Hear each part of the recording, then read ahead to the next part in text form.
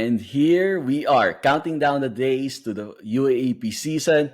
And today on the Quiver, we'll be giving our season predictions, going game by game, putting the regular season, Final Four, and finals.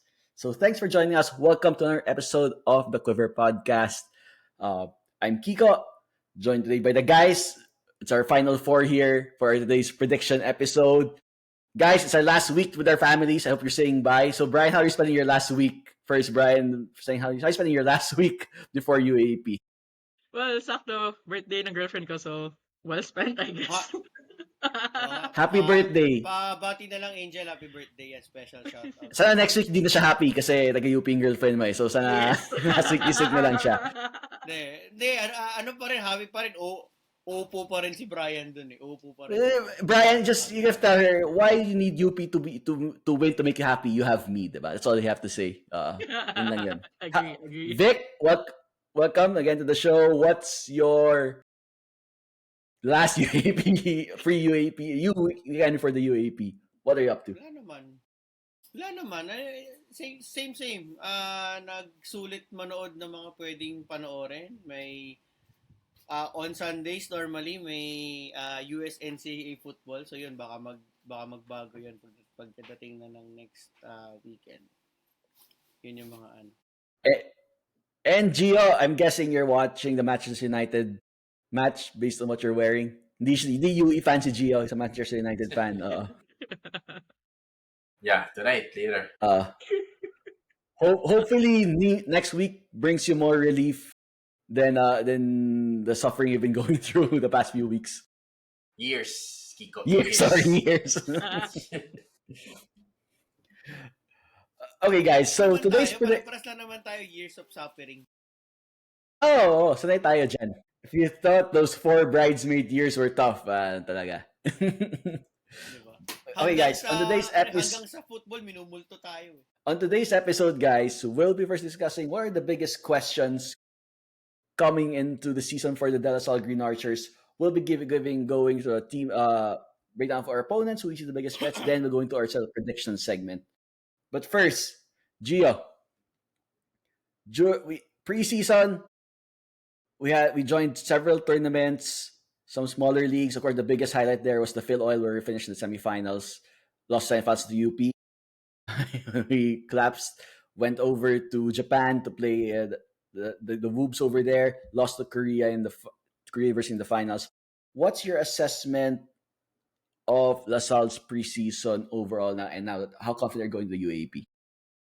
I think that the preseason was very good for us, and specifically also in the manner of our losses, right? And I say that because when we lost the finals last season, it was down to the free throws.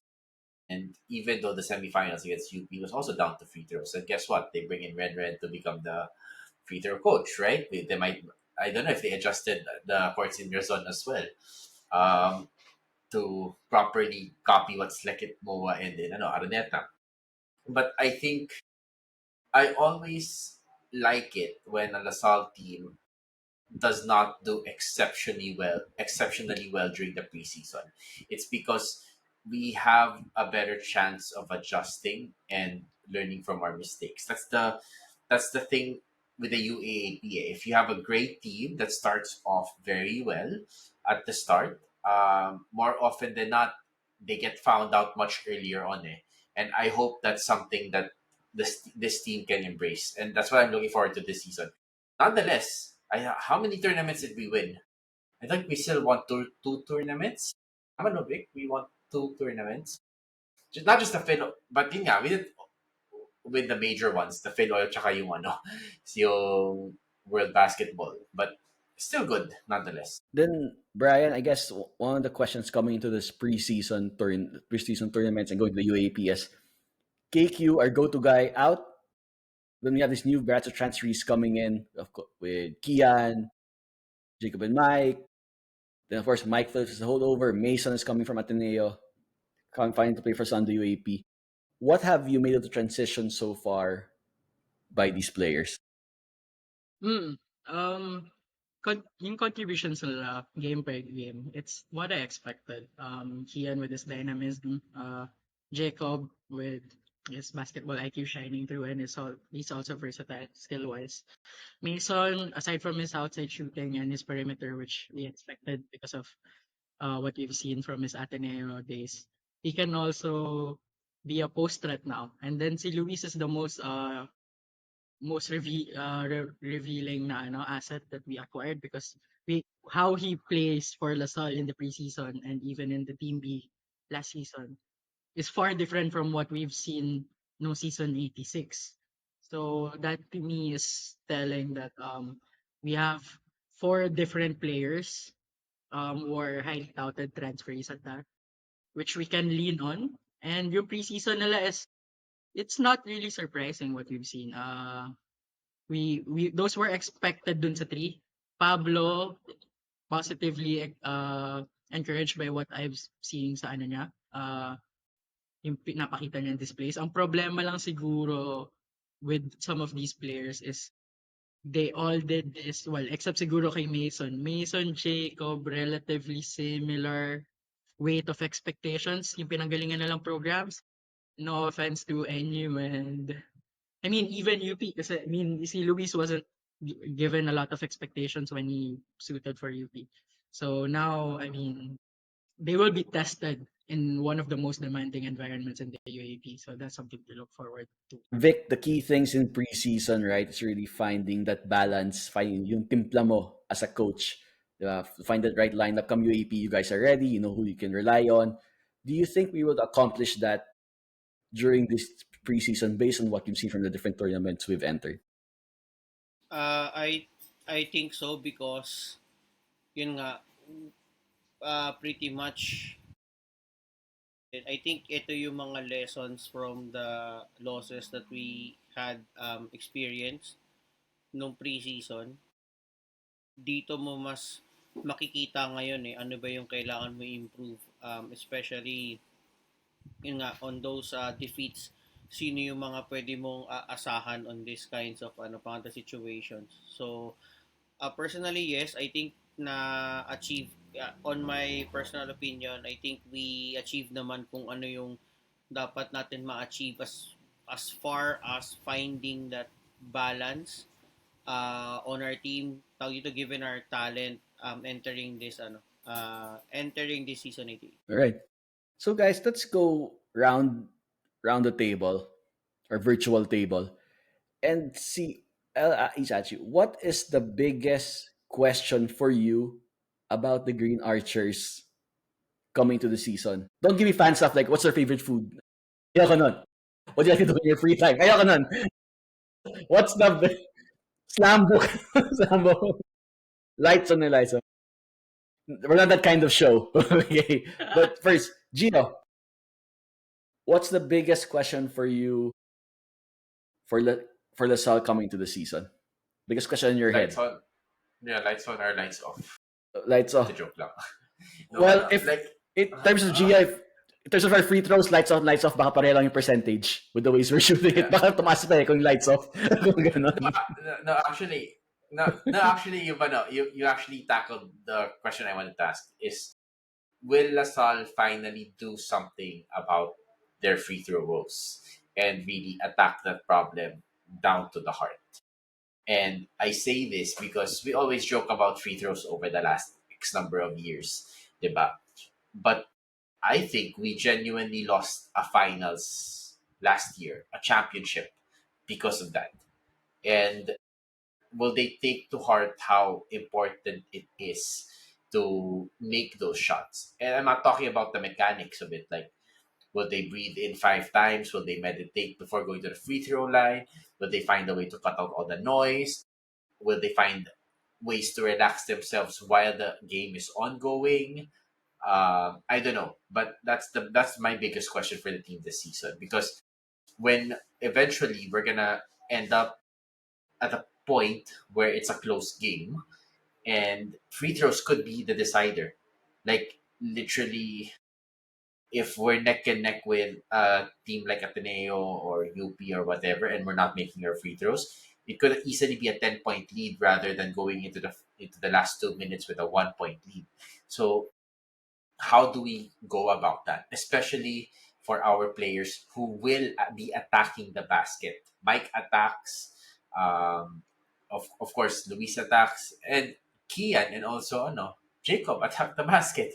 So we will go to the line a lot. And now the question is, are we gonna be 50%, 69%, or 96%? Diba? So Yeah, especially with Mike Phillips, with the amount of times he gets fouled, the amount of times he goes to line with the way he plays, that'll be really crucial for us this season.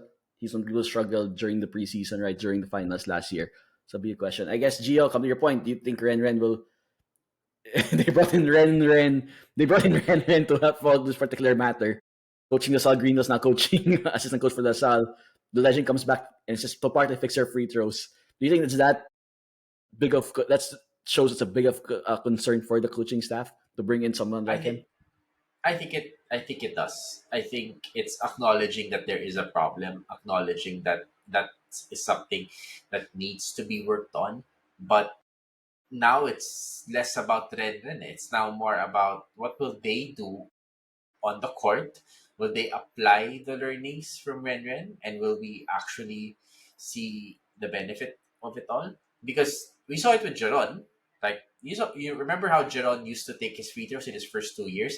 Ano para siyang he would just hoist it up and it would miss it. But towards his third, fourth, and fifth year, he would put the ball on the right hand side. Yeah, He would putting a drift two routine there. lines. Yeah. Yeah. So I don't know. I hope it works. If Ren fixes our free throws, we can name a building after him or something. Or maybe we can yung it'll be We can Saint Jean retire second Balsas. jersey. Or yeah, or retire his coaching jersey. Let's go. Or Saint Jean Balsas, pray for us. Saint Ren Ritualo, pray for us. That'll be the new prayer in all LaSalle schools all over. Now, Brian, what for you is the biggest question for LaSalle coming to this season? Simple lang. We lost last season, 'di ba? After winning at 86. So the question is, for both the returning guys and the incoming guys, how hungry are you in season 88? Yun lang yan. Kasi last season, I think, yes, the team looked hungry pa rin, but there were teams that were hungrier than them. One of them is UP. It showed pagka ganyan dikitan yung laro, it's who goes for the offensive rebounds more, who tries to make things happen, steals, deflections, loose ball, yung hustle, those that are not really seen on the stat sheet aside from the offensive rebounds and steals siguro. I mean, mahirap siya sukatin, capture the whole essence eh. So it's always eye test for me. So nakita ko last season, yeah, we were hungry, pero parang kailangan natin malagay sa alanganin na situation for us to be hungry. Whereas other teams, they had a lot to prove earlier.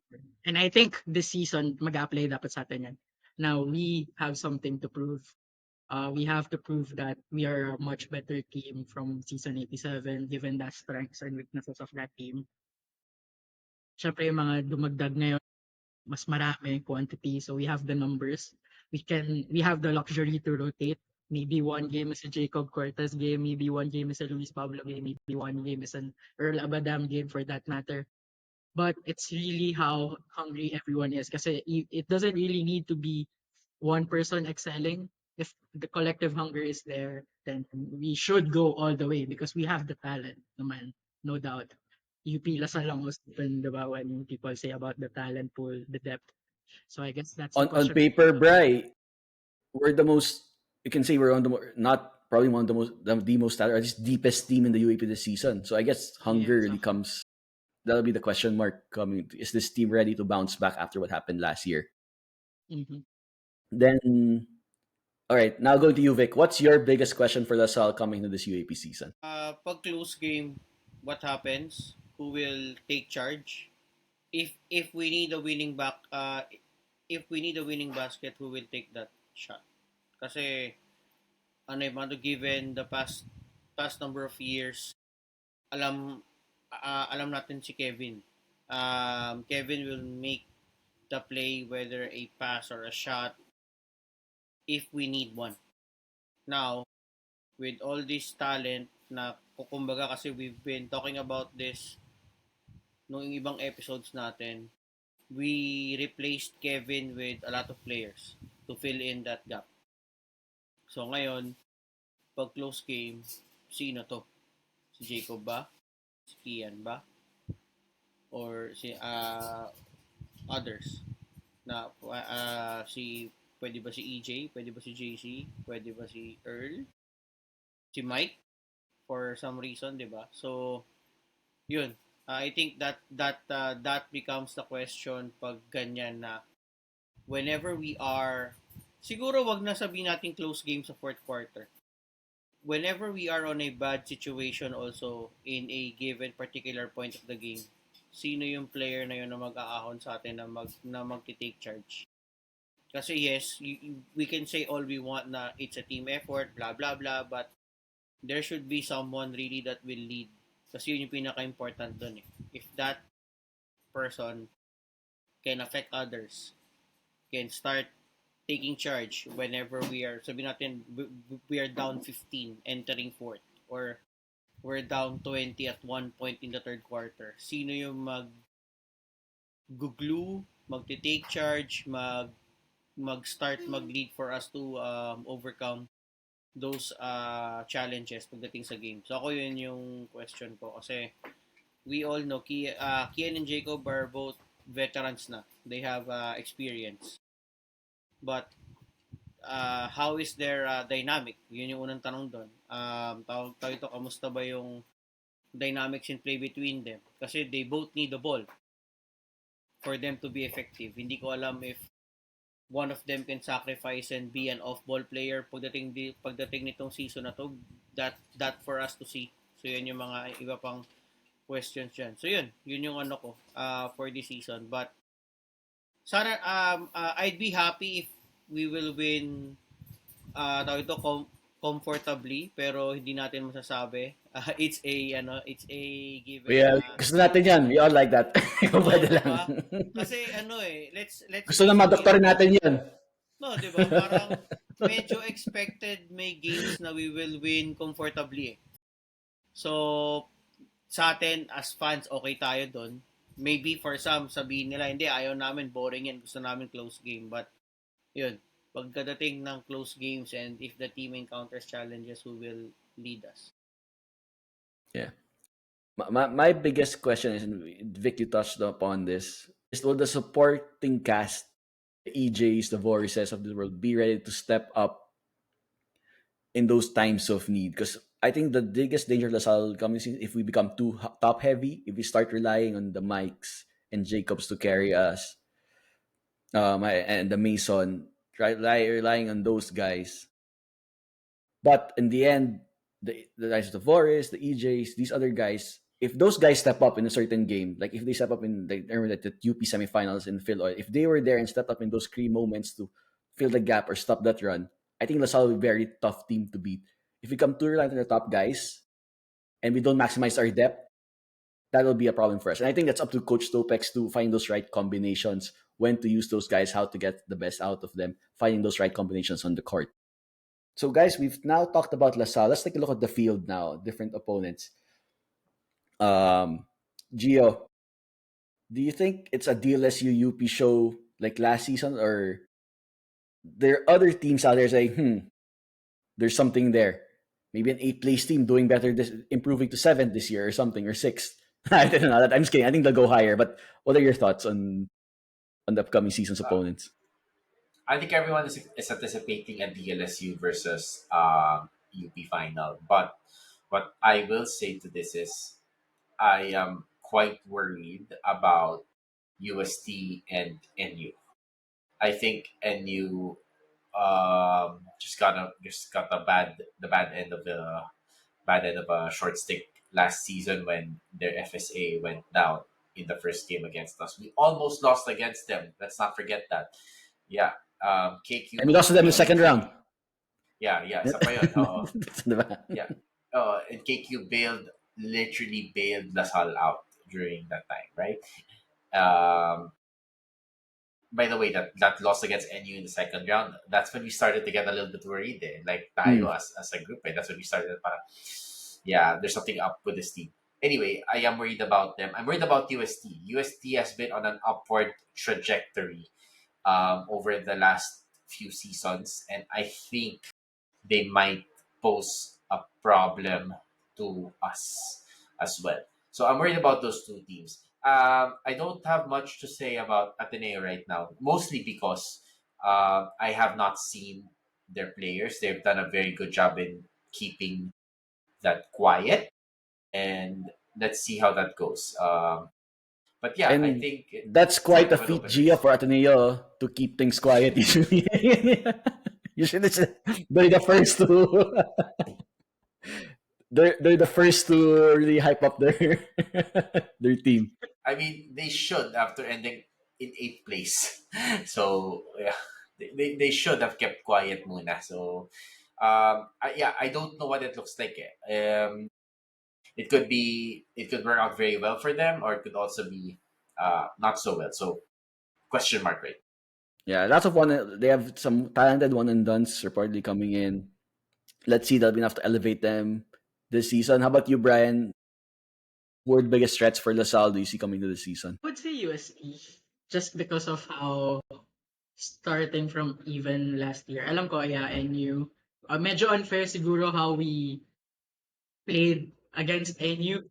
First game of the season is always the shakiest, and the last game of the elimination round, yeah, that was when the team kind of lost the hunger that I was saying earlier on kasi na-secure mo na yung Final Four and parang nag-experiment ka and at the same time wanting to go all out because of the bad. Hirap i-assess nun for me. The preseason games though were quite interesting this season, so that's something to look out for. But the UST matchups, to me, they almost also had us last season. I mean, tinambakan natin sila first round, but that second round was really something. That's an escape. And even with the stronger lineup, far stronger lineup than last season, iba talaga. As in, and of course, them being the host, they had one eye on this as early as maybe 3, 4 seasons ago. That you always want to put your best foot forward, and this is probably their best chance in a space of 10 years that they will make. I mean, 6 years, pala, sorry, 6, 7, 6 years that they make the finals again. So they will take this opportunity, and it's not far fetched that someone like LaSalle or UP can slip off and they will take that place. I can see that happening. I hope it's not us. I hope it's UP. But of course, I'm not ruling out the chance that it could be us, and we have to be wary of that. So let's see that. Let's see how it plays out in our predictions segment of the episode. Vic, of course, UP is still the biggest question. UP lost LeBron. They lost Gigi Kagulangan from last year's champion team. What makes UP still a dangerous opponent like we've seen in the Phil Oil? Can you break it down for us? Sa akin kasi they have that mentality, they know how to win. Yun eh. Yung experience nila as a group going into the finals, winning 2 championships in the process, it really helps. Kasi that's what ako yun yung naging ano pa to difference maker nung when those games that matters the most, yung kanilang ano mentality iba eh. They put it up a notch. Kaya nilang i-elevate yung game nila, which is that's para sa akin yun yung naging factor kaya sila naging dangerous pa rin sila kahit sabihin mo on paper na lesser talent than us on paper. Doon ako takot. Yun yung ano doon eh. That's what will keep them going pagka ano pa to kalaban mo sila. They know how to find ways to win ball games dahil nga dun sa ano nila, mentality nila of winning championships, getting into those finals, yung experiences na yun. It really helps them. Yeah. And really interesting, Vic, no? And UP is only having recently have really been a contender in the past few years. And they've already built that kind of winning mentality within their squad. How and you think LaSalle is something lacking on the LaSalle side, or it's more of UP's it's a strength of UP that they really have? Not to ano pa to disrespect din naman si UP, but I think sa atin yung mental aspect sa free throws, I'll go on there. Game 3 finals, we missed 17. And then Phil Oil semis, we missed 20. Alam mo yon, just like what I've been saying all along, we have been doing the right things. Nakaka-atake tayo, nakakuha tayo ng foul, pero hindi natin pwede sayangin yung we can't waste those opportunities. Yung mga free throws na yan. Kasi hindi natin alam paano yung magiging takbo ng laro, and no matter how we say it na meron pa namang ibang aspects of game na pwede natin ma-improve but you will always look into those every ano yan eh. Lahat ng pag tumingin ka na sa stat sheet at the end of the game, lahat ng opportunities na pwede mong tignan, madadaanan mo lahat yan eh. Turnovers, rebounds, assists, pati yan free throws, titignan mo din yan. So, I think yun yung ano natin na we were lacking mentally siguro pagdating sa area ng free throw shooting that hopefully we will be able to address kasi we've lost two important games already because of free throws facing UP. So I hope the next time na important game kalaban sila, I'm hoping na we will be able to make them pay for it. Yeah. Like it or not, free throws will be part of the narrative when we do play UP, given our past two encounters against them. Yeah. Quickly now, we finally got the schedule before we go to our predictions part. We play Adamson, UST, FE, Ateneo, NU, UP, and finally UP. Brian, what do you make of the flow of the schedule Yeah. in So terms of strength, his opponents, the pace? Yeah. Adamson is a good test to start the season. As I mentioned to you before we started rolling for this episode, they've been really active in the preseason, joining as many tournaments as they can. And really, that helps yung preparation ng mindset ng players nila. Of course, people will say consensus talent is on our side, but we cannot really sleep on Adamson to start the season. It's the kind of team na can be a banana skin to us. And that's not to disrespect Adamson. Medyo nagulat nga ako last season that we had 3 easy games against them. Not even once na dikit siya. To me, it was like, we always hit them with the haymaker when it matters the most in that 40-minute spell and di na sila naka-recover. I doubt that will happen for the fourth straight time. And I said this every second or third time last season. So hopefully kung tama siya, edi okay lang na mali. I mean, kung mali ako, that would be a happy mistake. But of course, Coach Nash knows how to coach in the UAP.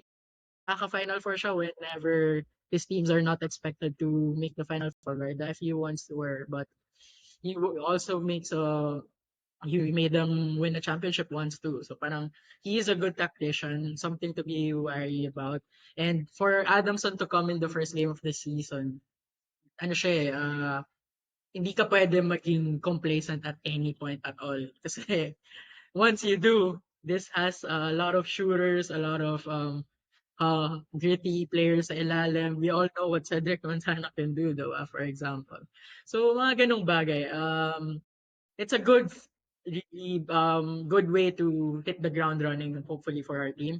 And then the next 3 games will happen in this space of a week, if I'm not mistaken. That's UST, FEU, and then Ateneo. So, parang maganda yung pace kasi mentally, at least, the team will not have time to switch off. Once they play the UST game, I mean, dapat sa season di ka talaga nagsa-switch off. Pero may break kasi tayo. We won't play the first week of the season. So at least there's a breather aspect, especially if gusto mo takbuhan yung Adamson sa start ng season. But then USTFU Ateneo is a big gauntlet. Regardless of how strong or how weak they are, these are always big games to our community, historically speaking. I remember yung previous 3 championships natin before the UP championship, we all had to face these teams. Magandang magandang panggitna. Then NU, UE, and UP will also come a week after the Ateneo game. So again, another breather. Then NU should be another good test. So UST and NU, di ba? Parang mabigat na test. And then rivalry games to end the week stretch. So parang for me, it's a good flow for the rhythm.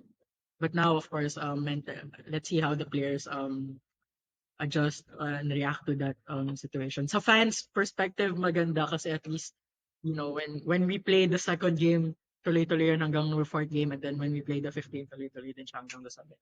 Yeah. And the bigger games are on the weekend, so which is good for the viewing fans. Gio, without looking at any particular games, overall, do you like the pace to the strength of schedule that we have going Yeah, to yeah, the first round? yeah. I do. I also think that the schedule always normally benefits one and two, and I would argue that number two actually gets a little bit more of a benefit over one.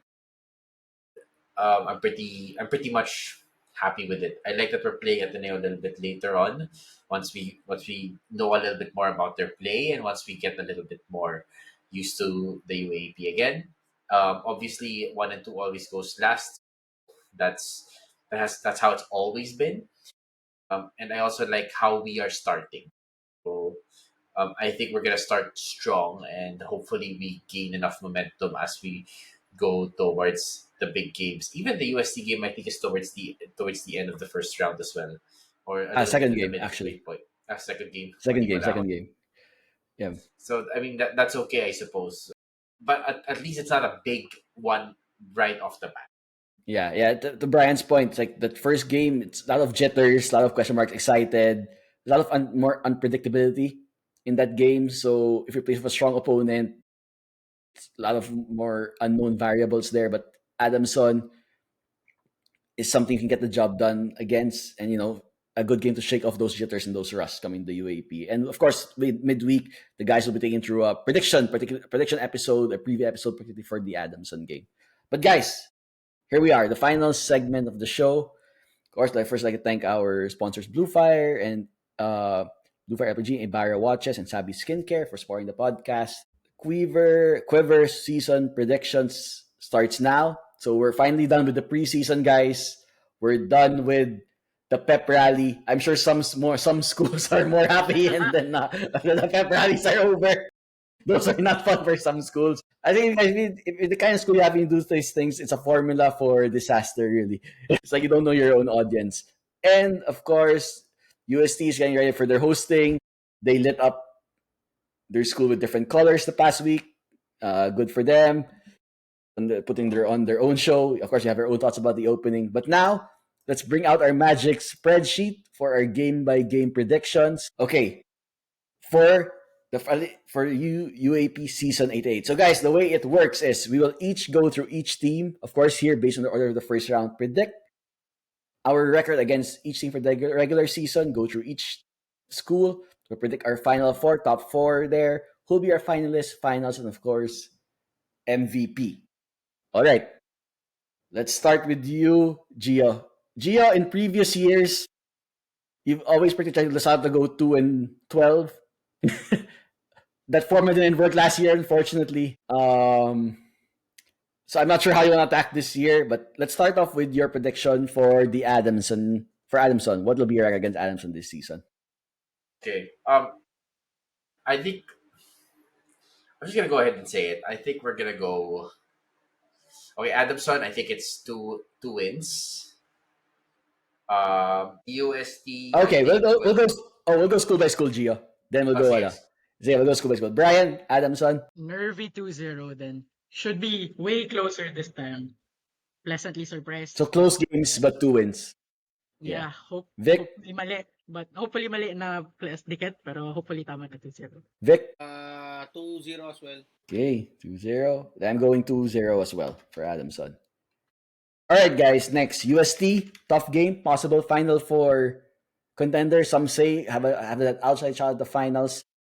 Gio, what's your record versus UST? I think we might split the UST series 1-1. Okay. Brian?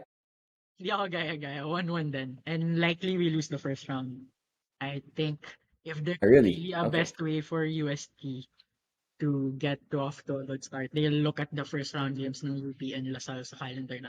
And if they can win both of those games, it would really put them in a good spot in the final four race. All right. Vic? 2-0. 0 UST. I think I'll go 2-0 as well. I think right, Brian, Gio, right? That'll be tough games. So I think we might have enough to pull off wins against them.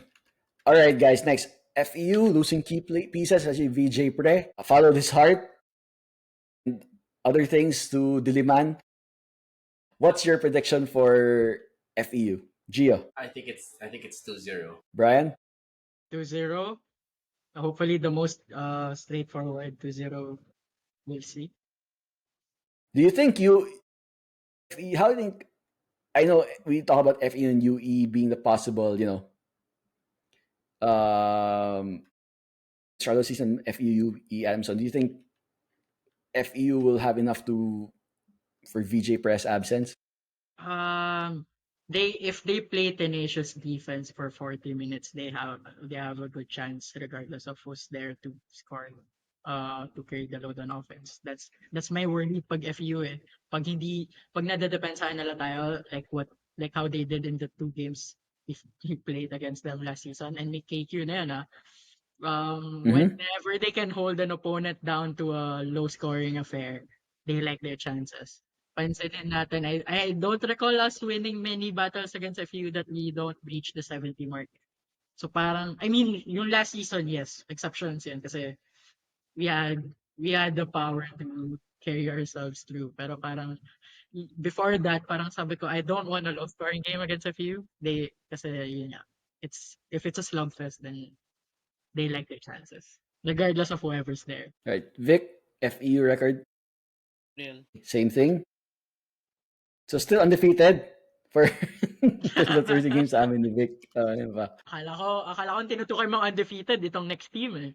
Kasi hindi natin sila nakita na Let- final. Undefeated sa preseason because no one saw them. I can say that. Okay, Gio. For what it's worth, I would have wanted to go undefeated the whole season, but wala. Let's try to be a little more realistic. But for Ateneo, it's 2-0. 2-0. Brian. 2-0 then. I'll still mirror Gio. I wonder if magmi-meander ako another way in the other teams. Let's see. All right. Vic. Nil. Di ka dyan pwede matalo. Even if we are Record. even if tayo yung projected cellar dweller, dapat may 1 win at the minimum. And more so now. I was thought Pride na lang yan. Hindi ka dapat matalo sa kanila. I was talking about this one that maybe they might be able to sneak one against ones. They're due for one of those, but let's see. Maybe not yet. Maybe you can get 2 wins against them. All right, NU, Gia. I think NU will 2-0. Close 2-0. Okay, Brian, Vic. We got over NU in the preseason. We got a good win against them. I think we might come back as our contrapelo split the series against NU this season. We have an upset win, close upset loss over there. Guys, UE or UP Team B, in other words. Team C. 2-0. Team C. Or we could call it. Team B. We could always, Guangming.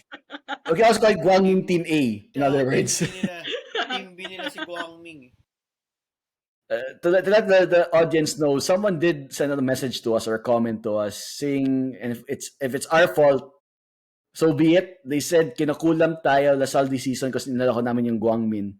So so that comes with, kung kinulam tayo, then so be it. Diba, The wrath of Guangmin. All right. Mas malakas yung barang kaysa kulam. All right, Gia, Yui, 2-0. Bri, 2-0. Vic, 2-0. 0. Same thing, 2-0. Okay, UP, of course. Rematch of last year's finals.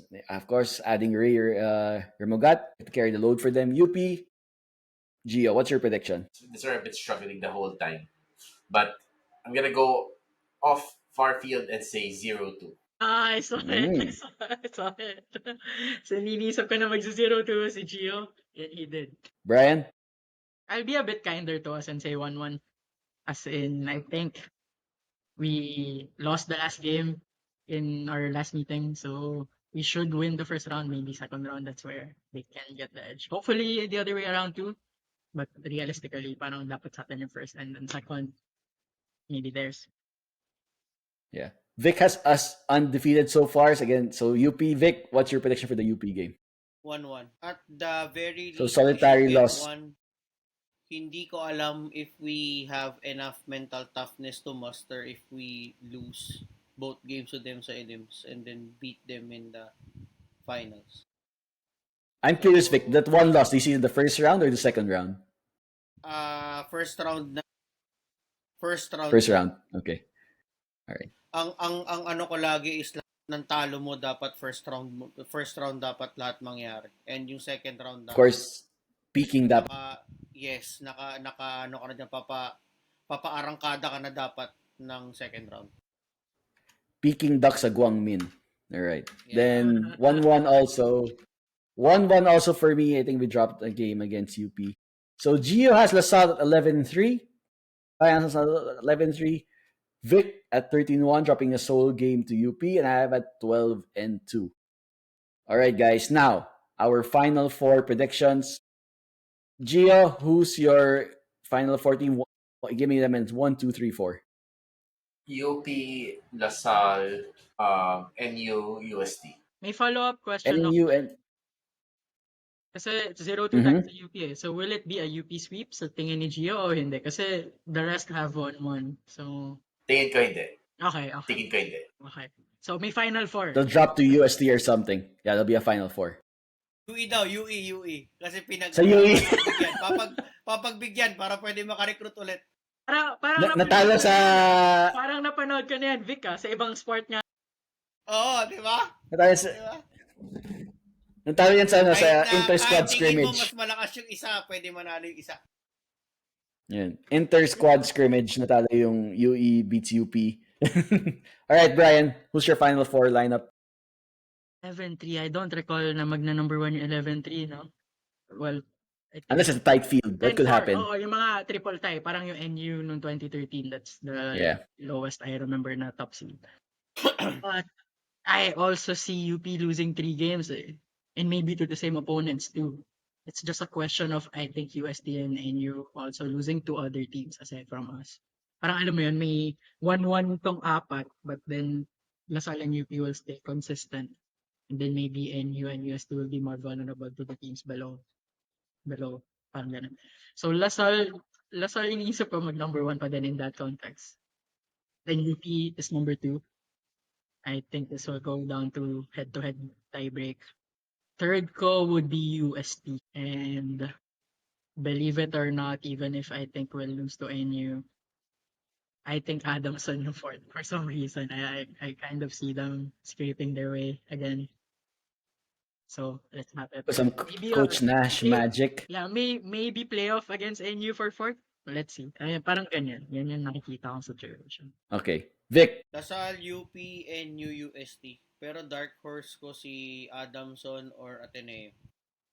Kasi it really, Ateneo talaga will depend dun sa mga one and dones. How good will they be? How good are they going to, yung binanggit nga ni Maui the last time, ano ka-effective yung mga one and done to fill those missing pieces. Pag nagampanan nila yung trabaho nila, I think meron silang laban na makapasok ng final. all right. My end, I'll go DLSU for number 1. I think UP, while they do get a game against us, they might drop games against other teams.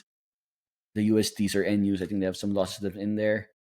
Third, I'll go UST. Fourth, just, throw the jinx in there. I might go Ateneo. Fourth, Wow. dark horse. From 8 to 4th, that's a good jump. Ano yan? Japet, Aguilar, Ridley, to Ateneo jump levels yan. Okay. Yun. Finals. Gio. LaSalle versus UP. Prediction na ba? Di pa. We don't need, I think we don't know where we're going as for our prediction, so we can say that for the end. Tigil na natin. Tigil na natin yan. We could have filled out the first. Anong sasagot sa atin na hindi Lasal champion? We could have filled out the finals first and worked backwards. Now you're gonna work backwards. Reverse engineering. Ito yung end result. How did we get there? So we can work Oo. backwards. Yung ano lang, papagtalunan na lang yung journey eh. Pero yung outcome, pare-pare, champion tayo dapat eh. Okay. Brian, this is sa UP? Gagayahin ko si Evan Nele. I have a whiteboard here with me. Yan. Can you read it? Wow, nice ah. Talaga? Pero sa akin, to be honest, I have doubts on their front line eh. Yun yung ano ko sa kanila. Tingin ko, I mean, as much as we are kind of fans of the guy from UP who left, medyo malaking factor yung Francis Lopez matchup sa UST. I think they have what it takes now to beat UP but maybe struggle against the others. So maybe if they let their guard down. I mean, UP is at their most vulnerable talent-wise, but mentality nga is a notch above the Oo rest. ako yun talaga. Kahit sabihin mong kulang, you have to be I do mentally think tough.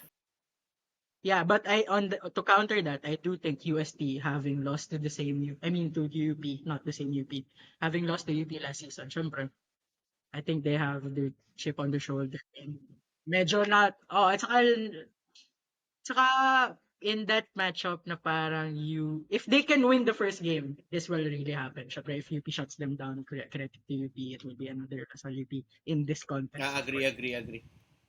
So yun lang. Para lang may iba din. Kasi, I mean, yeah, just to spice things up a bit. Stir the pot, sort of thing. All right. How about you, Vic? DLSU UP, tapos DLSU winning in 2 games. Lahat ng... Hindi, wala na. Hindi naman outcome. Maglolokohan pa ba tayo dito? Hindi, babanggit, yeah. 2 games Lasal, tapos 28 out of 28 sa free throws, kaya tayo mananalo in 2 games. It's a miracle of miracles. All right, DLSU UP2. All right, DLSU UP2 as well for me. Gio, your predicted finals in how many games? I think it's 2-0. I think we avenge all the losses in my case in the regular season, and we have this whole 2 is greater than 2 scenario na naman. All right, how about you, Brian? 2013 throwback na natin. DLSU in 3 with UST winning game 1 para lang kabahan tayo. In this context again, I speak in this context. Could be wrong. Could be UP UST, could be DLSU UP2. Pero yeah, DLSU in 3. Saka. All right, Gio, Vic has DLSU in 2, going 20 time. I have, of course, LaSalle in 2. Oops, not there. All right, guys, last prediction. MVP for the season. Gio, Mikey Cortez. Okay. Sorry pa tayo dun, Mike Phillips. Mike Phillips. How about you, Brian? Statistics, no? Yeah, Mike Phillips statistically. I mean, he's pa ako na other contender. Do free throws have negative effect on the statistics? Are those factored in? That might bring down his point. Parang Pucha, volume ano to? heavy siya, no? Parang right minus wrong ba to? Yun nga, inisip ko eh. Alam ko Parang volume right minus heavy wrong. eh. Volume heavy, kaya nga, di ba, ang argument talaga, yung you can break all the shots you make, pero if you produce enough enough volume to be in the statistics race, yun. So, I think, Kasi kung percentage-wise, mahila yung grade point average mo eh. Pababa ng isang subject eh. That's what happens. How about you, Vic? In as much as I want to say Mike, ang ideal ko sana sana si Mason. Kasi I envision Mason hitting those threes. Tapos pag nagbo-ball screen sa kanya yung mismatch, popostehan niya, short hook. Alam mo yun. Tapos get those rebounds here and there. Tingin ko he can make that push for an MVP race if he does those things consistent. So, Ateneo alumnus Mason Amos for MVP. Yeah. So, yeah, and to that point, Vic, yeah, during the preseason, what I wanted, example, susunog lahat, nagkakagulo na lahat, UP speaking that comeback, I want to see Mike and Mason on the same floor at the same time. Yeah. To put out those fires. I think we need to have those. The dynamic will really help. I do believe push baka sila starters. Ewan ko, sa akin lang. Just my hunch. I would like that to set the pace. Sila yung starters. And during a close game, they have to be there, or during a crucial stretch of a game, opponents making a run, they have to be there on the floor at the same time. Same thing for me. Mike Phillips, I think given it's a stats game, he may be MVP, but I think you're right, Vic. Mason may play that crucial role for us this season. I don't think anyone can do what he does, can produce what he does, or contribute what he does for a team. Okay, guys. So that's our season predictions. Of course, no surprises there. I think we're mandated. LaSalle to be champions in season 88, bringing the crown back to Taft. So let's see how this season plays out. Lapit na. Of course, guys, a few more days to go. So follow us this season here in the Quiver. Follow us on YouTube, on Spotify. We're back to 2 times a week episodes at right, Bryce. So So midweek, catch our Adamson preview. We'll be talking about the lineup if it's out by then, and other news around the league. Then, of course, we'll be recapping that opening Adamson game at the QPAV over the weekend for our Monday episode. So stay tuned here in the Quiver. What are your season predictions, guys? Let us know in the comments. Let us know what you think will be the MVP. What are your biggest questions of the season? What are the keys to victory for LaSalle to bring the crown back to Taft? Let us know in the comments and we'll discuss them on the show. So Vic, Brian, Gio, here we go. Another UAP season is upon us. All the best to LaSalle as we go for another roller coaster of emotions over the next few months. But whatever happens, keep the faith. And as you always say, Animo LaSalle.